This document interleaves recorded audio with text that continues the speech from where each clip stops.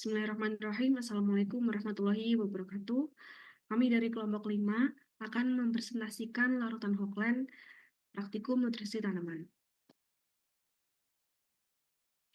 Sebelum kami mempresentasikan, izinkan kami untuk memperkenalkan anggota dari kelompok 5, yaitu terdapat saya sebagai moderator, Shirley Kristina Fisya dengan NIM akhir 3017, dan Beni Setiawan dengan NIM akhir 3018, Selin Putri Erika dengan NIM akhir 3019, Cici Trina Vitasari dengan NIM akhir 3026, dan Digdan Ananditya dengan NIM akhir 3004. Selanjutnya akan dijelaskan oleh rekan kami. Baik, apa itu larutan Hochland? Berikut ini merupakan pengertian dari larutan Hochland yang saya sertakan dari dua referensi yang berbeda. Yang pertama itu dari Dewi 2016, di mana larutan Hochland itu merupakan larutan yang mengandung unsur hara makro seperti N, PK, Ca, S, Mg, dan juga mikro seperti Cl, B, Mn, Zn, Cu, Mo, Fe, yang esensial bagi pertumbuhan tanaman. Nah, biasanya larutan Hochland ini digunakan pada sistem hidroponik. Larutan ini biasanya dimodifikasi juga bisa diterapkan pada media tanah, tergantung kebutuhan unsur hara yang ingin ditambahkan. Lalu dari Setianingrum et al. 2017, itu larutan Hochland biasanya berperan sebagai larutan pemacu yang dimana untuk mendukung atau merangsang pertumbuhan dari tanaman. Berikutnya.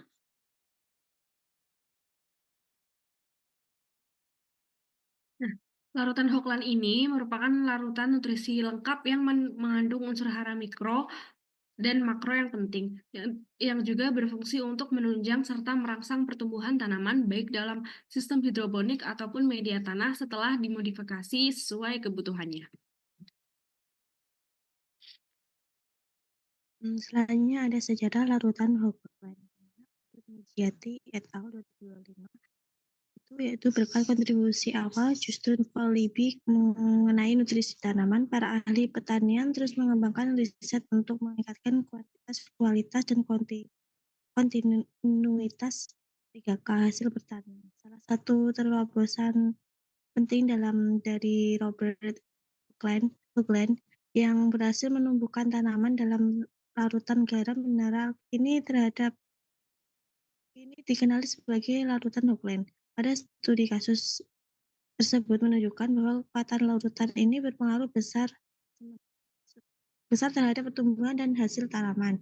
Sementara itu, menurut Herlich 1909 mengemukakan hukum hasil tumbuhan yang menurun atau law of diminishing returns, bahwa peningkatan hasil akibat pemupuk akan semakin kecil seiring penambahan dosis. Teori ini masih menggunakan modelan respon tanaman terhadap nutrisi menurut Wang et al. 2021. Hanya menurut Cao et al. 2017 ini, pemajuan ini turut mendorong produksi pupuk secara massal seperti ekspor Kalisalpeter atau NaNO2 tahun 1930, guano dan Peru tahun 1840, dan produksi superfosfat, kalium, amoniak, dan serta urea di Eropa sejak pertengahan abad ke-19.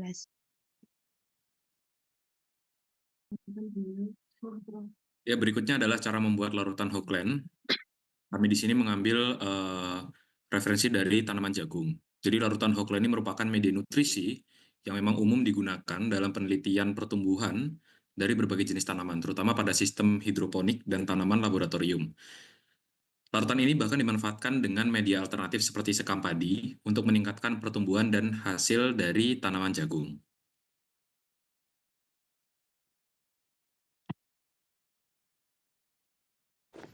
Baik, selanjutnya adalah cara membuat larutan Hochland pada tanaman jagung ya.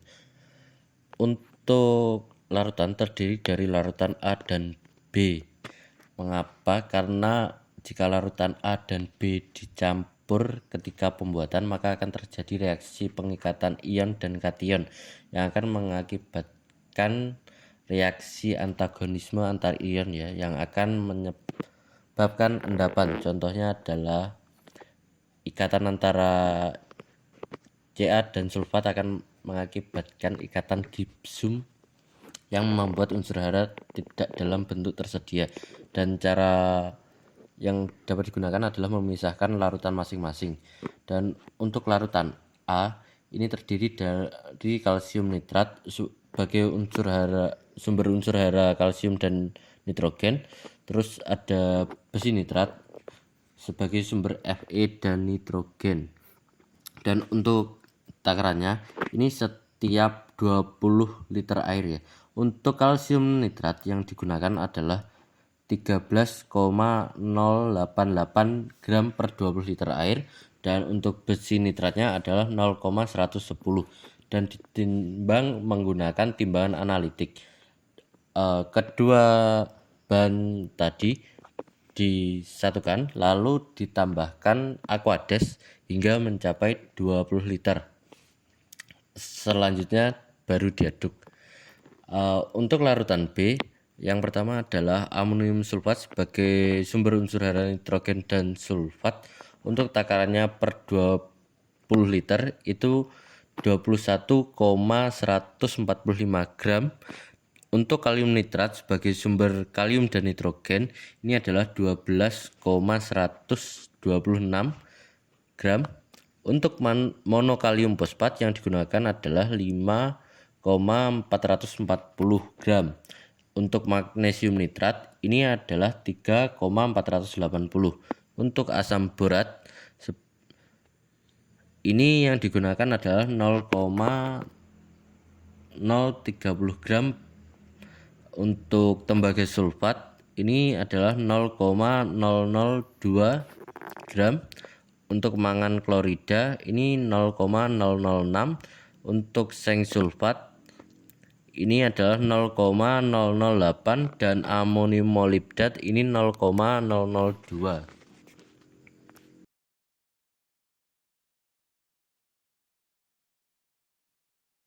Ini adalah daftar pustaka yang menjadi referensi dari yang presentasi yang kami gunakan.